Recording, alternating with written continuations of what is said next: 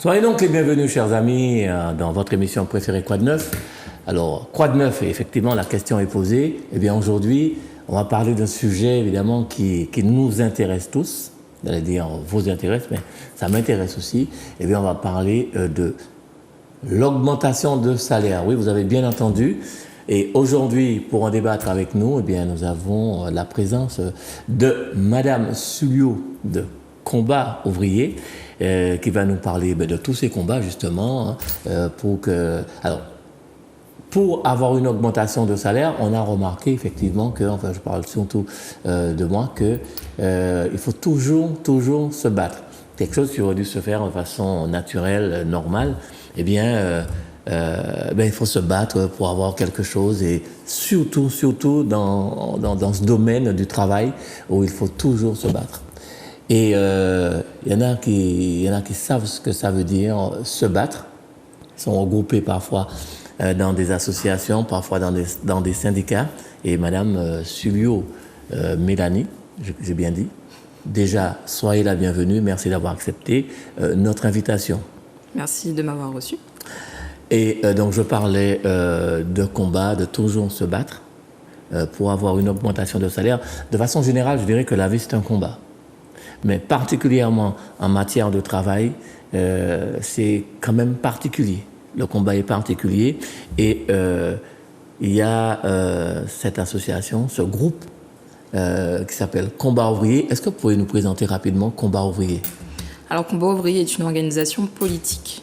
Nous sommes communistes, révolutionnaires, trotskistes. Et donc, nous pensons qu'effectivement, la société est dirigée par les capitalistes. Nous vivons dans un système capitaliste qui, il fonctionne grâce à l'exploitation des travailleurs. Et donc, nous pensons que ce système capitaliste-là, il engendre des guerres, des catastrophes. Il engendre de l'exploitation. Tous les jours, on va au travail pour un salaire minable. Et donc, effectivement, pour arrêter ce système-là, pour qu'on puisse enfin changer de société, il faut une révolution des travailleurs. Il faut que les travailleurs s'émancipent eux-mêmes. Et donc, c'est pour cela aussi qu'à Combat Ouvrier, nous militons. Nous militons tous les jours pour faire avancer la conscience de classe des travailleurs et faire avancer l'idée qu'une révolution est nécessaire pour changer la société. Et pourtant, quand vous parlez de révolution nécessaire pour changer la société, le communisme a connu ses heures de gloire, je dirais en France, qui continue dans d'autres pays comme Cuba ou nettement moins en Russie, mais toujours en Chine, un grand pays. Alors, notre communisme, c'est pas le communisme de Staline, de Cuba, de Chine. Ce n'est même pas du communisme. La doctrine de Staline, le communisme dans un seul pays, ce n'est pas possible. Donc, nous sommes les vrais communistes, les communistes selon ce que disait Karl Marx au XIXe siècle, c'est-à-dire qu'effectivement, une société à l'échelle mondiale où les richesses sont réparties pour les biens de tous. Est-ce que puisque vous parlez c'est pas la Russie, c'est pas Cuba, mais la France a connu son heure communiste, je dirais, son heure communiste. Pourquoi à ce moment-là, il n'y a pas eu cette révolution? Parce que il y avait déjà des travailleurs. Pourquoi enfin, moi, j'essaie de comprendre. Pourquoi donc ça n'a pas marché? Pourquoi le communisme a pratiquement disparu de France? Est-ce que c'est la faute des capitalistes? Alors non, le communisme qui a été en France avec le Parti communiste français, c'est du communisme de Staline, c'est du stalinisme. Et donc du coup, nous ce qu'on dit, c'est qu'effectivement, ce qui s'est passé en 1917, c'est une révolution des travailleurs. Les travailleurs de Russie ont pris le pouvoir, c'est quelque chose d'énorme. Et ensuite, la Russie s'est retrouvée malheureusement isolée, c'est-à-dire que la révolution ne s'est pas étendue à l'échelle du monde. Et donc, il y a eu une dégénérescence stalinienne, c'est-à-dire que Staline a été l'homme, en fait, entre guillemets, au bon endroit, au bon moment, c'est-à-dire qu'effectivement, il a été le porte-parole d'une bureaucratie montante dans l'État ouvrier, en fait, de Russie. Et ça a donné le stalinisme, ça a donné sa fameuse phrase « le communisme dans un seul pays », et ça a donné la stalinisation des partis communistes, qui n'étaient plus alors révolutionnaires. D'accord ? Donc, nous sommes communistes, révolutionnaires, c'est-à-dire qu'effectivement, nous pensons que la révolution, elle doit être à la fois, ça doit être la révolution des travailleurs et qu'elle doit être mondiale pour qu'on puisse enfin renverser ce système capitaliste. Alors, Mme Sulio, on a comme l'impression, effectivement, puisque vous parlez de mondialisme, on a plutôt l'impression, justement, que c'est le capitalisme qui envahit le monde en ce moment. Et comment se fait-il que ce message que vous divulguez, que vous prenez, que ce message ne soit pas... Est-ce que ce message n'est pas compris ? Ou alors, est-ce que ce message n'est pas entendu? Ou alors, il y a une indifférence totale pour ce message qui, soit dit en passant, paraît juste. Comment on n'entend pas, alors que c'est pour chacun que Combat ouvrier s'exprime, je parle pour la Martinique, pour chacun d'entre nous, et puis pour l'ensemble et pour les particuliers aussi. Mm-hmm. Comment se fait-il que votre message soit, est-ce que je peux employer le mot inaudible? Alors, le système capitaliste c'est vrai qu'effectivement, il est mondial. Sur toute la planète, il engendre des guerres, des crises. La guerre en Ukraine, c'est une conséquence, en fait, des inepties, en fait, de ce système capitaliste. Le fait qu'on fasse planer au-dessus de notre tête la menace d'une troisième guerre mondiale, c'est pareil. L'irrationalité de ce système capitaliste-là. Et effectivement, nos idées sont impopulaires, certes, mais nous militons tous les jours. Impopulaires pour qui? Pour le peuple, pour les élites? Non, pour le peuple. Nous adressons au peuple, aux travailleurs. Effectivement, nos idées sont certes impopulaires, mais c'est parce que l'on vit dans une période de recul. L'humanité a connu de grandes vagues de révolutions. L'humanité a connu des révolutions, des heures où effectivement les travailleurs ont fait de grandes luttes, comme en 1936, comme en France, ou qui a donné aujourd'hui l'accès aux congés payés. C'est grâce à la grève de 1936 qu'aujourd'hui nous avons des congés payés. Il y a aussi la grève de 1968 en France, il y a 1974 en Martinique, il y a 2009. Donc effectivement, les travailleurs, ils luttent, mais depuis les grandes révolutions des années... de 1917 en Russie, des années 20 en Europe, et bien effectivement, nous sommes dans une période de recul où de plus en plus les gens sont démoralisés et surtout, nous continuons à militer parce que nos idées sont celles qui peuvent justement changer la société. Parce que même si nous sommes dans une période de recul, dans une période contre-révolutionnaire, il n'y a pas un jour où il n'y a pas de manifestation dans le monde.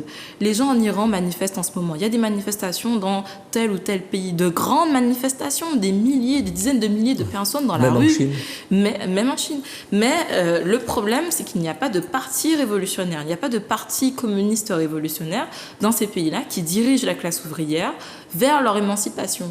Et donc, c'est pour ça que, même si nous sommes impopulaires, nous souhaitons garder... nos idées qui reviendront, puisque de toutes les manières, la société empire. La société empire, il y aura de plus en plus de crises, de plus en plus de guerres, de plus en plus de pauvreté, et donc forcément les gens se mettront en colère, les gens ne pourront plus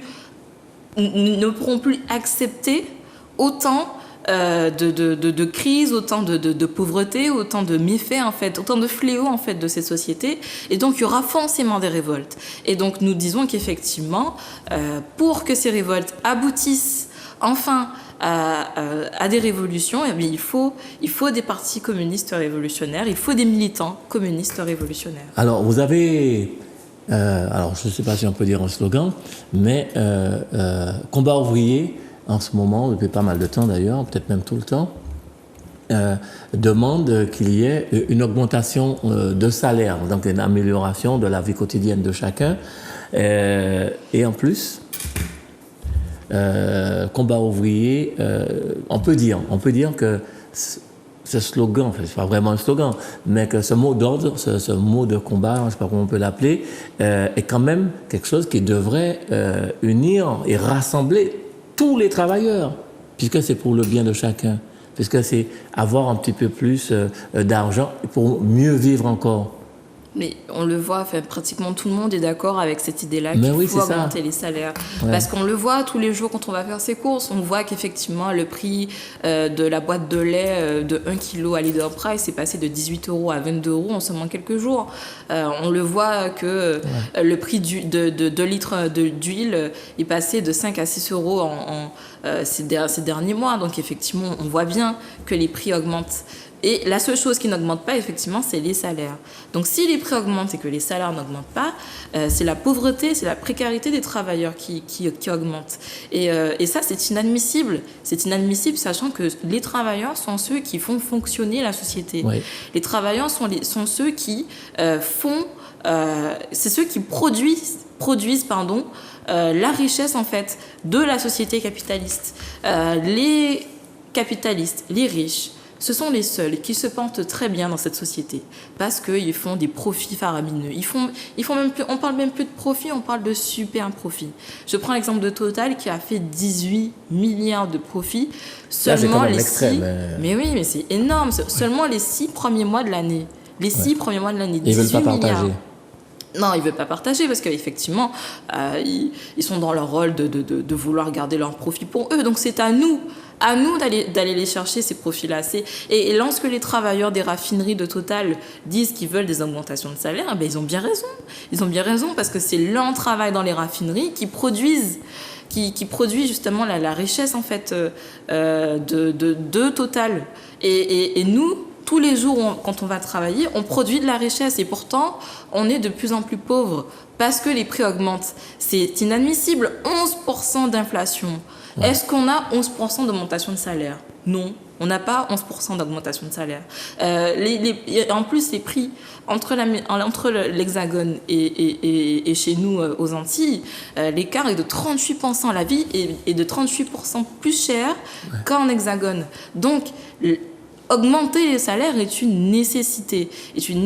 Sachant qu'effectivement, je reviens sur cette histoire de production de richesse. En moyenne, selon l'OCDE, on produit, pour 1 heure, on produit 70 € de richesse. Pourtant, en moyenne, un salarié touche 18 €. Où va cet autre argent ? Où va l'autre partie de cet argent-là ? Il va dans les caisses des capitalistes, il va dans les bénéfices.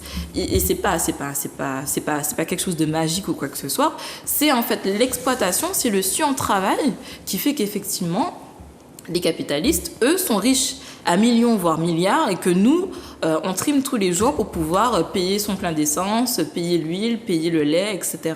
Est-ce que c'est pas tous ensemble ? Puisque les capitalistes, enfin, on parle de capitalistes, mais des gens qui gèrent des entreprises font aussi partie de la société. Donc, est-ce que ce ne serait pas tous ensemble qu'il faudrait gérer ça ? Non, il y a 2 classes dans ces sociétés-là. Il y a 2 classes. La classe des capitalistes, des riches, la classe des exploiteurs. Et l'autre classe, c'est la classe des travailleurs, la classe des exploités, la classe de ceux qui travaillent tous les jours pour un salaire qui ne permet pas de vivre et qui, en fait, produisent les bénéfices de ces riches-là. Et donc, non, il n'y a pas je ne sais pas comment dire ça, mais de rassemblement à avoir avec ces gens-là, puisque ce sont nos ennemis. Ils n'ont pas les mêmes intérêts que nous. Les capitalistes, leur intérêt, oui, ce sont des ennemis, les capitalistes, les riches, ce sont des ennemis de la classe ouvrière, des travailleurs. Parce que leur intérêt à eux, c'est de faire de l'argent, de faire encore plus d'argent que l'an dernier. Et s'il faut licencier des gens pour le faire, ils le feront. S'il faut baisser les salaires pour le faire, ils le font. S'il faut augmenter les cadences de travail, ils le font. S'il faut aller faire la guerre, ils le font. S'il faut vendre des armes, puisque les capitalistes, les marchands de canons, ceux comme Dassault, tous ceux qui vendent des chars, etc., des missiles, s'il faut vendre ces missiles-là pour faire du profit, ils le font. Et ce sont ces armes-là qui servent pendant la guerre en Ukraine. Alors, moi, je ne voudrais pas rentrer dans une confrontation, mais quand il y a ces grands patrons, ces responsables d'entreprise, puisque vous avez parlé de Dassault, il y a quand même une partie de l'argent qui aide ces personnes qui ne peuvent pas travailler, soit des handicapés, soit des personnes malades, soit des personnes qui n'ont pas de boulot. Donc c'est pour ça qu'on a des routes, c'est pour ça qu'on a des hôpitaux, tout ça rentre. C'est vrai que les travailleurs aussi participent à ces actions-là, puisqu'en payant des impôts, mais il y a aussi tout ça qui rentre dans je vais dire, le capital de l'État. Bon, on paye tous des impôts. On paye tous des impôts, mais c'est à se demander si les impôts que nous payons sont à la même grandeur que leurs impôts à eux. Combien de paradis fiscaux ils font Il y a plein de capitalistes qui utilisent des paradis fiscaux pour payer le moins d'impôts possible en France, alors que c'est eux qui sont les plus riches. C'est eux qui devraient mettre beaucoup plus d'argent sur la table pour l'école, pour l'hôpital, pour payer les minima sociaux des personnes en situation de handicap, pour payer les pensions de retraite. Pourquoi c'est à nous de cotiser, tout le temps cotiser, payer des impôts, alors que c'est nous qui sommes déjà lésés? Pourquoi on baisse l'assurance chômage avec ce que disait le ministre là, il veut faire des économies de 100 millions d'euros en baissant sur l'assurance chômage. Pourquoi ne pas aller prendre ces 100 millions d'euros sur les super profits? Monsieur le maire. Oui, voilà. Pourquoi ne pas aller prendre ces 100 millions d'euros là sur les super profits? Pourquoi les prendre sur les gens qui sont déjà pauvres, sur les chômeurs, des gens qui galèrent déjà? Effectivement, mais bien sûr, les personnes qui galèrent déjà pour trouver du travail, qui en fait sont réduits au chômage forcé, puisqu'en fait ils ne trouvent pas de travail parce que les capitalistes font exprès justement de ne pas embaucher tout le monde. C'est Karl Marx qui disait que les chômeurs c'est l'armée de réserve des capitalistes. Ben, effectivement. Vous répétez ça? Karl Marx disait que les chômeurs sont l'armée de réserve des capitalistes. C'est-à-dire qu'effectivement, ils ont une petite réserve comme ça de chômeurs. C'est nécessaire qu'il y ait des chômeurs? Mais bien sûr, c'est nécessaire pour eux. C'est fait volontairement? C'est volontaire, mais bien sûr, dans ces sociétés capitalistes, c'est volontaire. Et surtout, quand on veut baisser ton salaire, quand on veut augmenter les cadences de travail, on te dit, si tu n'es pas content, tu prends la porte, il y en a 2, 3, 4 qui attendent de pouvoir bosser. C'est ce qu'on disait aussi aux travailleurs de la banane aussi, quand ils dénonçaient leurs conditions de travail sous le soleil, quand ils mettaient du chlordécone, quand ils mettaient des pesticides, le patron, souvent béqué d'ailleurs, leur disait si tu n'es pas content, tu pars de la plantation, j'ai plein d'autres personnes qui veulent bien travailler. Donc oui, le chômage profite aux capitalistes, comme disait Karl Marx, c'est l'armée de réserve en fait, c'est leur armée de réserve, mais par contre nous, dans cette société-là, c'est beaucoup plus de précarité, beaucoup plus de pauvreté. Et donc, effectivement, il faut absolument des luttes. Parce qu'effectivement, les capitalistes ont un plan de combat contre nous. Un plan de combat pour attaquer les travailleurs, attaquer les chômeurs, etc. Ils ont l'État à leur service, la justice, la police. Ils augmentent les prix grâce à la spéculation. C'est pas parce qu'il y a la guerre en Ukraine que les prix augmentent. En tout cas, c'est l'exemple qui est pris souvent. C'est l'exemple qui est pris, oui, mais en fait, c'est la spéculation en fait qui fait augmenter les prix. Ils spéculent sur les prix. Ouais. Ils supposent que la demande va augmenter et puis ils se mettent à augmenter les prix comme ça. Et c'est pour ça que et nous. On galère pour payer les courses, les travailleurs galèrent pour payer les courses de leurs enfants, etc. Donc, effectivement, eux, ils ont un plan de combat contre nous. Ils utilisent l'État, la police, la justice à leur service. Et nous, il nous faut aussi notre plan de combat. Nous sommes dans un état de droit quand même, hein, malgré tout. Mais comment vous faites, Madame Mélanie Suglio, donc je parle au niveau de combat ouvrier, comment vous faites pour faire connaître, par exemple, on va prendre l'exemple de l'augmentation de salaire, pour faire savoir à la population qu'il y a un combat à mener pour l'augmentation de salaire et il faut que vous soyez au diapason de cela. Comment vous faites? Comment vous communiquez là-dessus? Déjà, on a un journal qu'on publie toutes les 2 semaines. On va à la télévision, comme aujourd'hui. On fait aussi des bulletins d'entreprise qu'on distribue devant les entreprises. C'est une forme de presse en fait des travailleurs. Et comme donc, ce journal, c'est bien le journal Le Combat Ouvrier, oui, le journal, qui traite justement de la lutte pour de fortes augmentations de salaire. C'est ça, hein? Oui. Oh là là. Effectivement, pour augmenter les salaires, pour de fortes augmentations de salaire, il faut au moins... Alors, on parle de fortes augmentations de salaire parce qu'aujourd'hui, il faut au moins 300, 400, 500 euros de plus pour vivre correctement. Et ces 500 euros d'augmentation, on ne pourra les obtenir que par des luttes collectives. Voilà, mais alors justement, est-ce qu'il y a une lutte qui est prévue? Est-ce qu'il y a comment vous pouvez faire justement pour faire savoir? Parce qu'en restant là à parler, peut-être que les choses ne vont pas avancer aussi vite que si, comme en 2009, les gens se mettent dans la rue. Même en 2009, après, vous avez vu ce qui s'est passé, les choses sont redevenues comme avant. Alors, pour qu'il y ait des luttes dans la rue, il faut effectivement que les travailleurs discutent entre eux. Parfois, les luttes, elles se déclenchent comme ça, par un événement déclencheur, quelque chose qui a révolté les gens, et puis se disent « Ah non, c'est pas possible ouais. ». Moi, j'ai pas de boule de cristal, je peux pas savoir quand ça va commencer, quand il y aura des luttes. Mais ce qui est clair, c'est qu'il y en aura. Parce que la population ne peut pas, les travailleurs ne vont pas accepter tout le temps ces augmentations de prix et ces salaires qui ne suivent pas. Il y aura forcément des contestations. Il y aura un point où effectivement on ne pourra plus supporter cette inflation-là. Donc il y aura des luttes. Il y aura des luttes. Et ces gens qui lutteront, ils auront bien raison. Déjà, il y a déjà des travailleurs qui luttent. Alors les raffineries, j'ai parlé des raffineries là, de Total qui luttent en ce moment pour des augmentations de salaire. Il y a aussi les travailleurs de Datex, fournisseurs de repas en Guadeloupe, où eux aussi ils sont mobilisés en grève depuis le 12 octobre et ils militent aussi, ils font grève pour exiger aussi des augmentations de salaire et des conditions de travail plus décentes.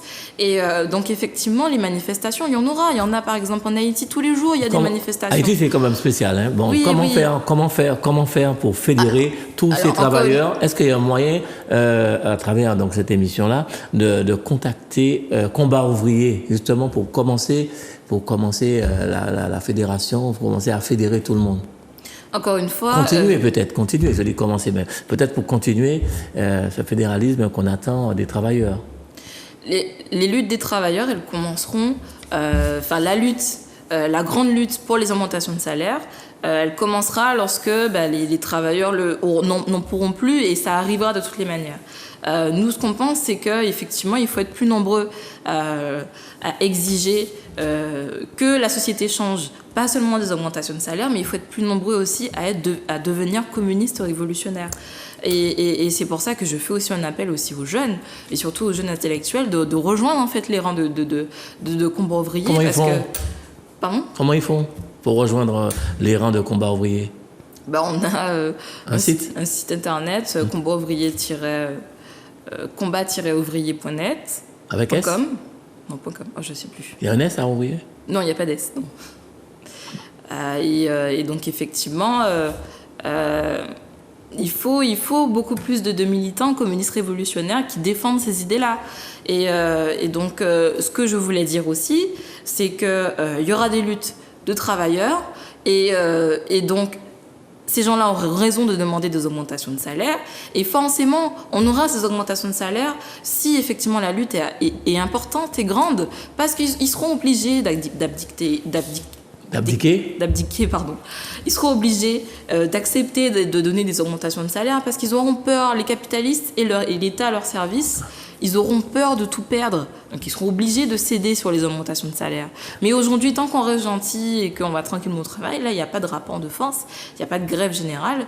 Donc forcément, pour l'instant, ils ne veulent pas donner d'augmentation de salaire. Bien, en tout cas, retenez bien ce nom, Madame Mélanie Sulio de Combat Ouvrier. Donc juste, il nous reste 18 secondes, juste un petit mot de conclusion. Un petit mot de conclusion, je continue à dire qu'effectivement, la société dans laquelle on vit, elle empire.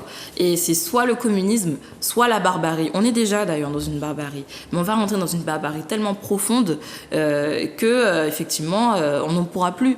Donc, soit on rentre dans la barbarie, soit on change de système et on rentre dans le communisme, c'est-à-dire une société où les biens sont répartis, à l'échelle mondiale et pour le bien de tous.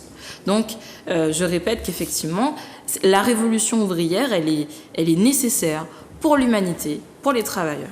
En tout cas, c'est sur cette note d'espoir que nous prenons congé de vous, chers amis téléspectateurs. Merci encore à Madame Mélanie Sulio de Combat Ouvrier qui nous reviendra de temps en temps parce qu'elle dit des choses formidables. Merci Mélanie. Merci de m'avoir reçu. Et merci à vous tous et puis à bientôt. Prenez soin de vous. Au revoir.